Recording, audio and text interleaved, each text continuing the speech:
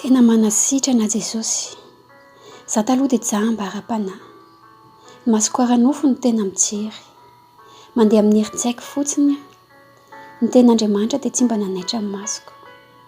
Raha mbola nisafidy dia izao tontolo izao, raha mihoatra amin'ny zava-panahy. Fa noho ny fikasihan Jesosy no famindrapony dia nositrany ny masoko ara-panahy. Nahiratra, lasa nahita hoe kay tena lehibe Andriamanitra. Kay tena tsy misy toan'Andriamanitra. Kay tena tsara io Andriamanitra io. Ary kay tena misy zava-miafina amin'ny ten'Andriamanitra ao.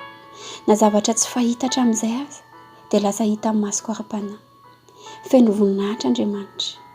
Tsy noho zavatra nataony tamiko, tsy noho fahagagana nataony ihany, fa na inona miseho na sarotra aza amin'ny fiainana. Tsy miova fa tena ama-Andriamanitra azy dia tsara izy, mendrika izy, feno fitiavana izy. Ary feno fisaorana azy ny fanahiko noho ny nosokafa amin'ny masom-panahiko.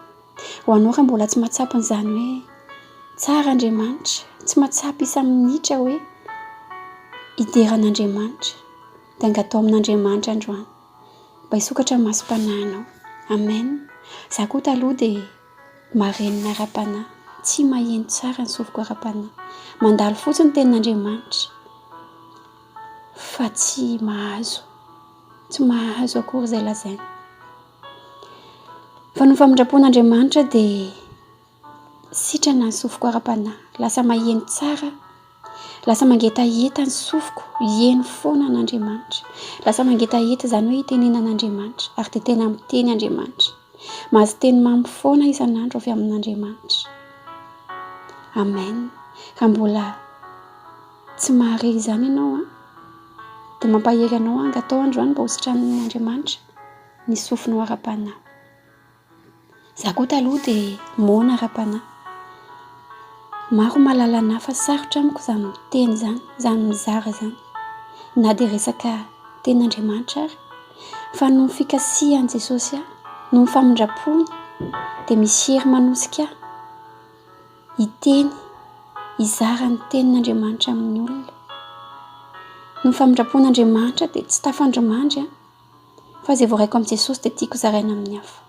Ary tsy angina intsony ny vavako raha mbola velonaina fa hijara izany fitiavan'i Jesosy izany amin'ny hafa. Tsy feno fifaliako raha voavonjy dia tsy hizara izany amin'ny hafa. Ny riako aminao androany dia mba ho sitrana koa ny toeam-panahinao. Mba ho voatahiratra amin'ny farany anie isika izay manompo an'Andriamanitra. Ho sitrana ny toeam-panahintsika ary hitenitsika hizara amin'ny hafa. Izany famonjen'Andriamanitra izany. Amen. Taloha koa dia momba ara-panahy. Tsy mamokatra. Raha tanimboly dia tena tanimboly tsy namokatra. Namafazana ten'Andriamanitra hatramin'ny mbola kely. Fa very fotsiny, nandalo fotsiny izany. Ohatran'ilay fanoharana mikasika ny voana fafy tao amin'ny marika 4:4-5. Misy ny teny izay nafafy teny amoron-dalana. Misy ny teny amin'ny toerana be vato, misy teny amin'ny tsilo. Dia simba fotsiny teny, malazo fotsiny teny, tsy namoly teny izay nafafy. Fa izay voana fafy teny amin'ny tany tsara dia namoa zato eny. Dia izay no irintsika hoe izay teny rehetra voaraintsika izany dia mba avy zato eny. Za manokana dia entiko eo amin'i Jesosy isan'andro. Ny teny rehetra izay voaraiko dia tsisy avelako latsaka amin'ny tany intsony. Fa entiko amin'Andriamanitra mba hamoha ato anatiko ary dia ho aparitako ny tenin'Andriamanitra isan'andro. Dia voninahitra ho an'Andriamanitra irery ihany. An'Andriamanitra irery ny vokatra, ho anazy irery ihany ny voninahitra. Raha fitina izany dia tsika dia simba ny ara-panahy raha mbola jamba, marenina, mona na momba ara-panahy. Na matotra aza ny rehetrarehetra izany. Fa noho ny kasihan Jesosy dia sitrana ny toeam-panahiko. Ary dia mampahery anao amin'izao fotoana izao. Raha mbola misy mamatotra anao dia fikiro ny ten'Andriamanitra.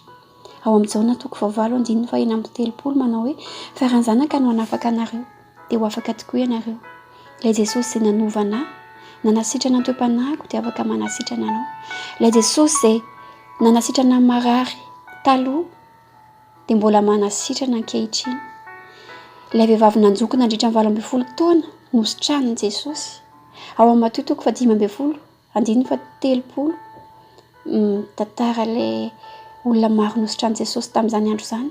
Nisy ny malemy nositrany Jesosy, nisy ny jamba, mona sy ny sisa fa dia nositrany Jesosy avokoa.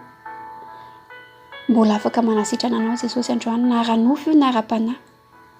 Tahaka io ny fanasitranana avy amin'ny Jesosy androany, fa mbola manova izy hatramin'izay ka hatramin'izao. Ny riko anao dia mba ho sitrana ny teo-panahinao. Voninahitra ny eo an'Andriamanitra irery ihany. Tahian'Andriamanitra ianao.